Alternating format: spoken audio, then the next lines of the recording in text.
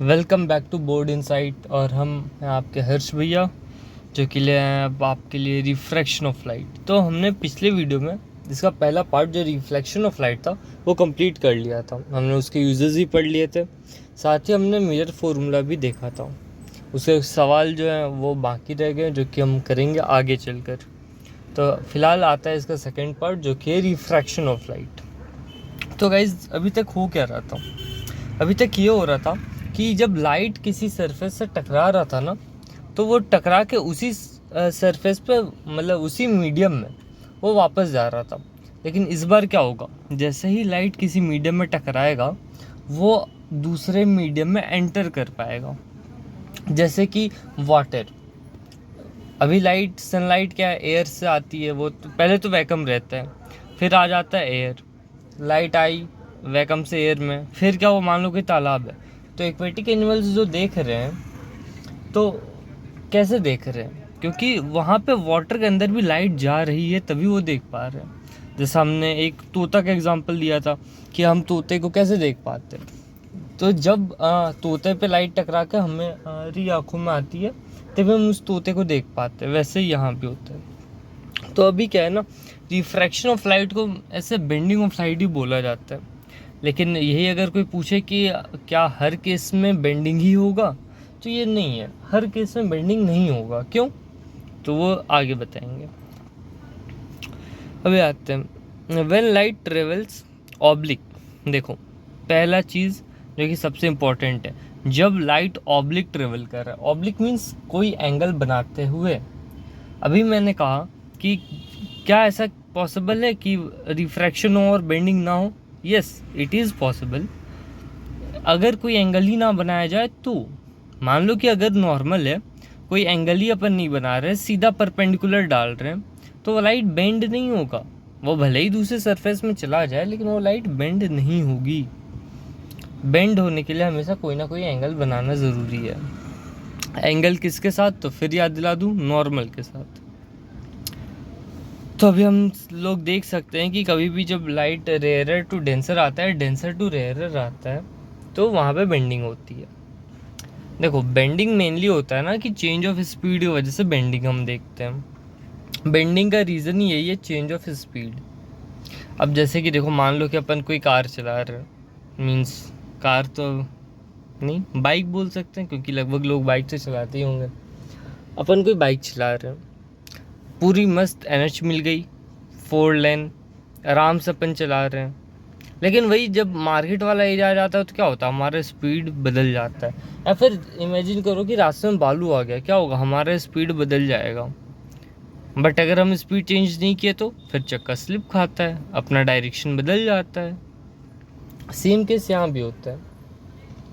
आगे चलते हैं। तो बेंडिंग दो तरह से हो सकता है। एक क्या होता है कि नॉर्मल के साइड बेंड हो जाना, और एक होता है नॉर्मल से अवे बेंड होना। तो इसका केसेस क्या है कि जब भी लाइट रेयरर टू डेंसर आएगा, रेयरर मतलब कि जहाँ पे पार्टिकल्स दूर दूर है, डेंसर मतलब पार्टिकल्स पास आ गए। जैसे कि मान लो एयर का बात करते हैं और कंपेयर करते हैं अपन इसको वाटर के साथ। तो एयर क्या है, एयर गैसियस स्टेट में, पार्टिकल्स दूर है, लेकिन उसी जगह क्या है, डेंसर क्या है, पार्टिकल्स पास है। क्यों? वाटर डेंसर है, पार्टिकल्स पास आ जाते हैं। यही अगर ग्लास लिया जाए तो वो उसमें पार्टिकल्स और पास आ जाएंगे। तो रेयरर और डेंसर का मतलब आई थिंक आप लोगों को समझ आ गया होगा। तो जब भी लाइट रेयरर मीडियम से डेंसर मीडियम में जाती है, लाइट का जो ओरिजिनल पाथ है, उसको जिस स्ट्रेट लाइन में जाना चाहिए, वो उससे मुड़ करके नॉर्मल के साइड में मुड़ जाती है वो। और यही अगर जब वो डेंसर से रेयरर जा रही होती है, तो वो नॉर्मल से उल्टे डायरेक्शन में वो मुड़ती है। होप यहाँ तक समझ आ गया हो। आगे चलते हैं। Refraction of light through rectangular glass. ये अपने पास एक रेक्टेंगुलर ग्लास है, जिसको हम लोग रेक्टेंगुलर स्लैब बोलते हैं। when a ray of light passes through the rectangular glass slab, it gets bent twice. ये 2 बार बेंड होती है। 2 बार क्यों? क्योंकि जितनी बार भी मीडियम चेंज होगी, लाइट उतनी बार बेंड करेगी। तो पहला अगर पोजीशन देखें तो वो लाइट एयर से ग्लास में आ रही है, मीडियम चेंज हुई। और अगर दूसरा केस देखें कहाँ पे बेंड होगी, तो लाइट ग्लास से जा रही है एयर में, वहाँ पे भी वो बेंड होगी। अब यहाँ पे पहले देख लेते हैं फिगर को, अच्छे से समझते हैं। फिगर समझ में आया, फिर कोई दिक्कत नहीं।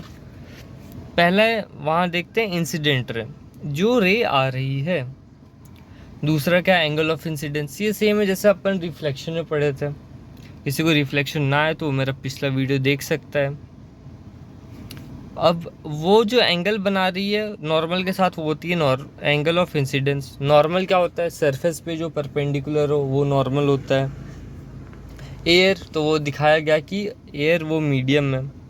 दूसरा क्या है, ग्लास। ग्लास मतलब वो जो स्लैब है वो मीडियम बताया गया। अब क्या हुआ कि जो स्ट्रेट लाइन, वही जो इंसिडेंट रे के साइड जो स्ट्रेट लाइन है वो एक्चुअल पाथ नहीं है। ऐसा है कि अगर वहाँ पे कुछ ना होता, अगर वहाँ से वो ग्लास स्लैब हटा दे तो वो वैसा पाथ होना चाहिए था। लेकिन ग्लास स्लैब है इसलिए वो क्या हुई, एंगल एक मुड़ी।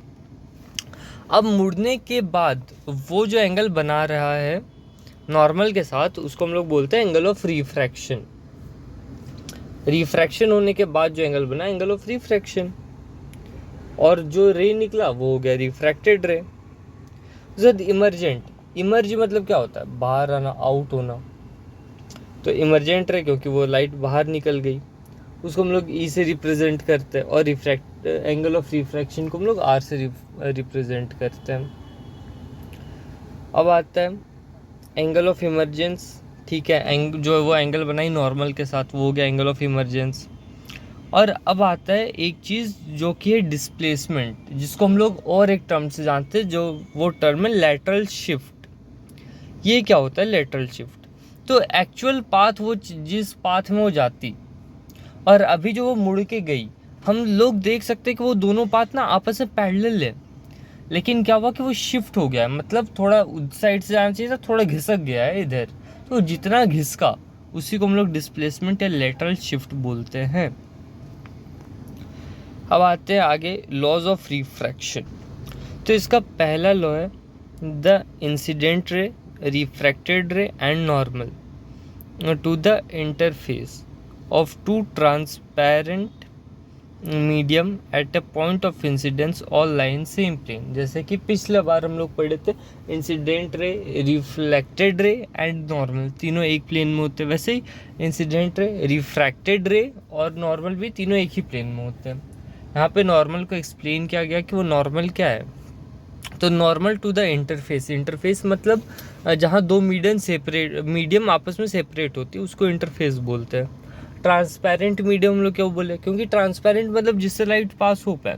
अब अगर हम लोग वहाँ पे कोई ब्रिक रख दे, कोई ईटा रख दे, तो वहाँ से तो लाइट पास ही नहीं हो पाएगी। तब हम कैसे कोई भी प्रॉपर्टी को, लाइट को ऑब्जर्व कर पाएंगे वहाँ पे। दूसरा क्या है, the ratio of sine of angle of incidence means sine i to the sine of angle of refraction means sine r is a constant. मतलब ये हमेशा कांस्टेंट रहेगी।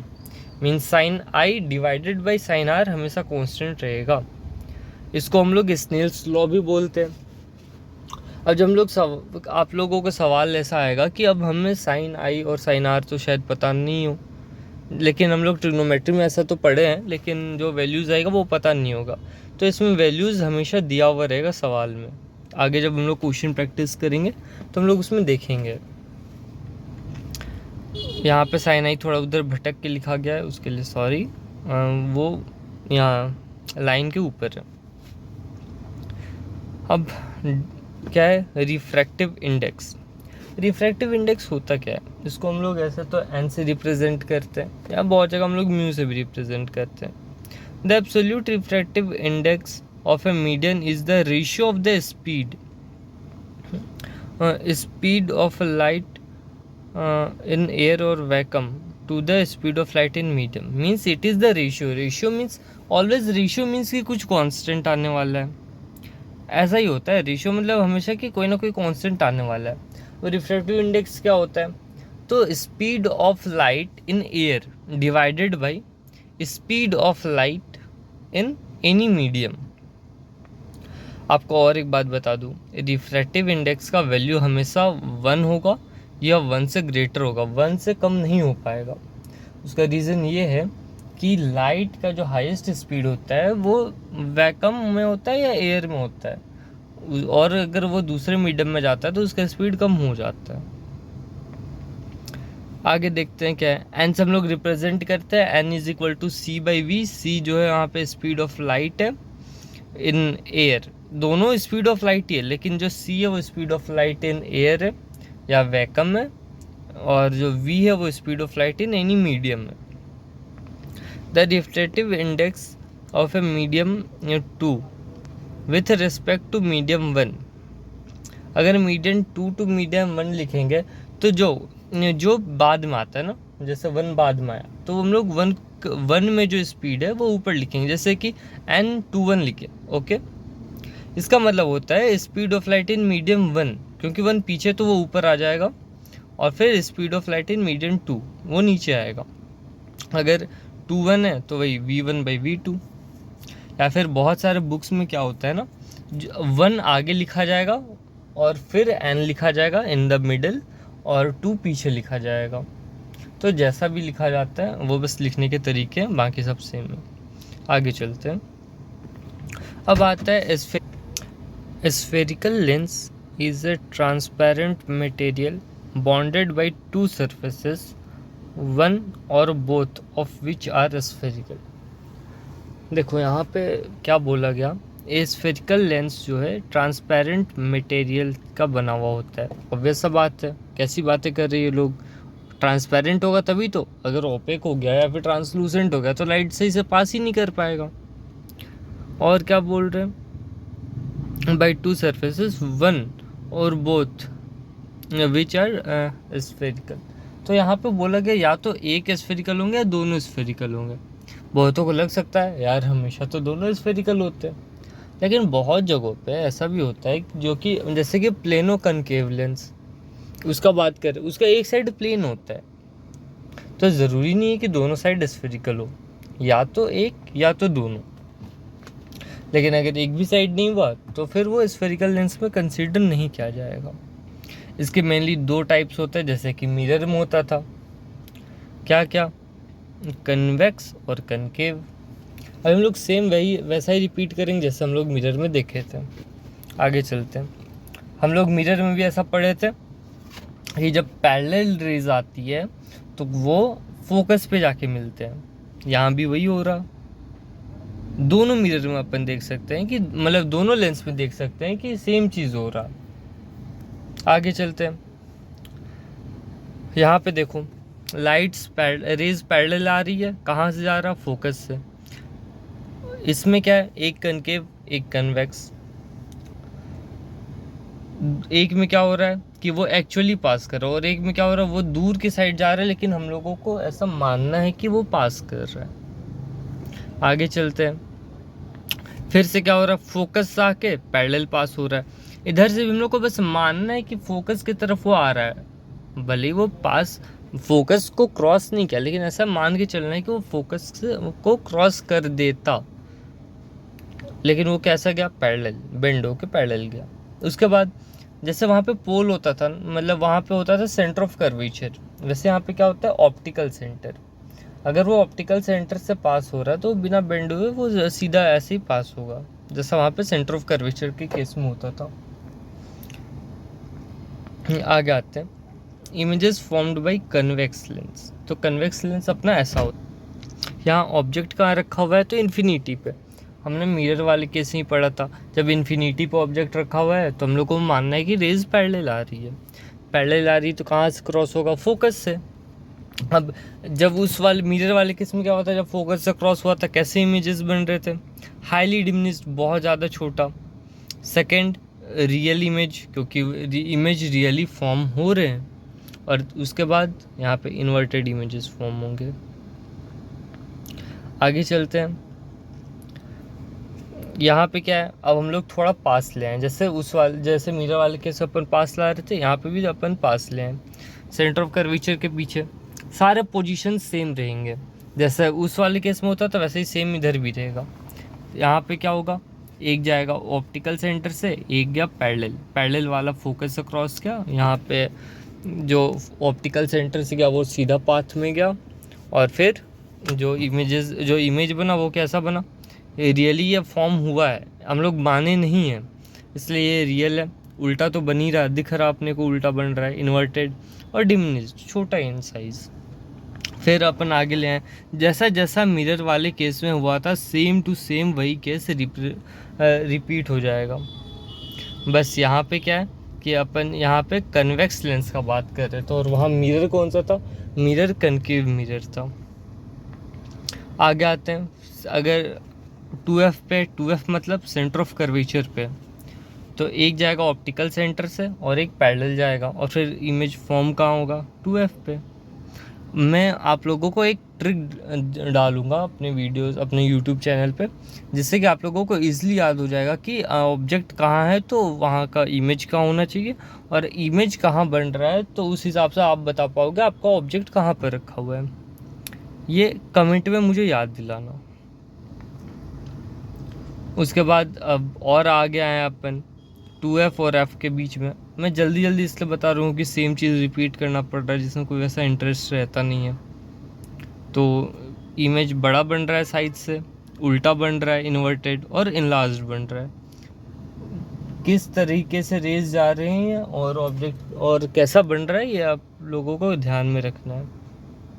फिर फोकस पे इन्फिनिटी पे बनेगी, और उसके बाद फोकस से आगे आते हैं तो इस वाले केस में वहाँ पे भी अपने का ये एक एक्सेप्शन था कि ये हम लोग एक एक्सेप्शन के तौर पे वहाँ पे भी देखे थे, और यहाँ पे भी एक एक्सेप्शन ही है।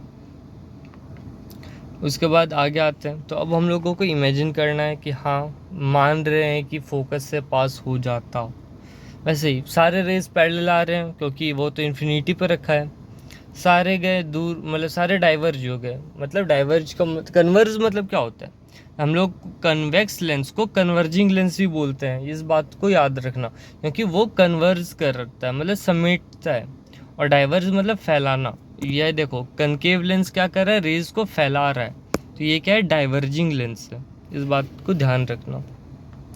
अब बनेगा कैसा, डिमिनिश्ड बनेगा, छोटा इन साइज, वर्चुअल बनेगा क्योंकि असली में तो बन नहीं रहा, हम लोग मान रहे हैं कि ये फोकस से जाता, हम लोग पीछे आ रहे हैं रेज को लेके, और इरेक्ट सीधा तो बनेगा ही क्योंकि हमेशा पिछला वाले भी केस हम लोग देखे थे सीधा बन रहा था। अब हम लोग थोड़ा और एक आगे लेके आ गए, इस बार क्या होगा, एक जाएगा ऑप्टिकल सेंटर से और एक पैरेलल होके, हम लोगों को ऐसा लगेगा कि वो फोकस से पास हो रही है। कैसा बनेगा, छोटा इन साइज, वर्चुअल और इरेक्ट। आगे आते sign convention same to same जैसा मिरर में था, रेज जिस साइड से आ रही है अगर हम लोग उसी डायरेक्शन में जाते हैं तो हम लोग उसको पॉजिटिव लेंगे, अगर हम लोग उसका उल्टा डायरेक्शन में आना पड़ता है तो वो निगेटिव लेंगे। प्रिंसिपल एक्सिस के ऊपर का अगर हम लोग हाइट मेज़र करेंगे पॉजिटिव लेंगे, प्रिंसिपल एक्सिस के नीचे अगर हम लोग मेज़र करने लगे निगेटिव लेंगे। और हमेशा जो डिस्टेंस है वो हमेशा ऑप्टिकल सेंटर से नापा जाएगा। मिरर में हम लोग पढ़े थे कि पोल से नापा जाएगा, यहाँ पे लेकिन ऑप्टिकल सेंटर से नापा जाएगा, क्योंकि ऑब्जेक्ट हमेशा ऑब्जेक्ट का डिस्टेंस नापने के लिए हम लोगों को इंसिडेंट रे के उल्टा साइड चलना पड़ता है, इसलिए साइन कन्वेंशन में हम लोग हर जगह ऑब्जेक्ट को निगेटिव मानते हैं। मतलब मान लो कि अगर बोला गया कि वो 5 मीटर दूर पे है तो हम लोग उसको -5 लेके चलते हैं। आगे लेंस फार्मूला, लेंस फार्मूला बिल्कुल मिरर फार्मूला की तरह है, 1/v - 1/u = 1/f बिल्कुल है, मतलब एग्जैक्ट नहीं है। मिरर फार्मूला में प्लस हुआ करता था, यहाँ क्या है माइनस है। उसके बाद मैग्निफिकेशन है height of image by height of object, इसमें थोड़ा भी चेंज नहीं है, बिल्कुल सेम। लेकिन फिर अगर हम लोग दूसरा वाला फॉर्मूला देखें मैग्निफिकेशन का तो इसमें हल्का चेंज है, वहाँ -v/u था, minus image distance by object distance था, यहाँ पे माइनस हट जाता है और image distance by object distance हो जाता है। आगे अपना लास्ट टॉपिक जो कि है power of a lens. Lens का पावर क्या होता है, तो वो होता है, पावर क्या है, the power of the lens is the reciprocal of focal length, focal length का रेसिप्रोकल। और फिर एक बहुत ज़्यादा ब्लेंडर मिस्टेक जो सब करते हैं वो इन मीटर्स को भूल जाते हैं। इन मीटर्स हमेशा याद रखना, फोकल लेंथ का यूनिट अगर सेंटीमीटर में है तो पहले उसको मीटर में चेंज करो, फिर उसका रेसिप्रोकल लो। रेसिप्रोकल मीन्स 1 से डिवाइड करो। तो power is equal to 1 by focal length. इसका जो यूनिट है वो डायप्टर होता है। अब कन्वेक्स लेंस का पावर पॉजिटिव होता है और कनकेव लेंस का पावर निगेटिव होता है, ये चीज़ याद रख लेना। तो इसी के साथ आप लोगों का लाइट चैप्टर ख़त्म होता है और एक सेशन लाएंगे जिसमें अपन न्यूमेरिकल्स प्रैक्टिस करेंगे। Thanks for watching and bye bye.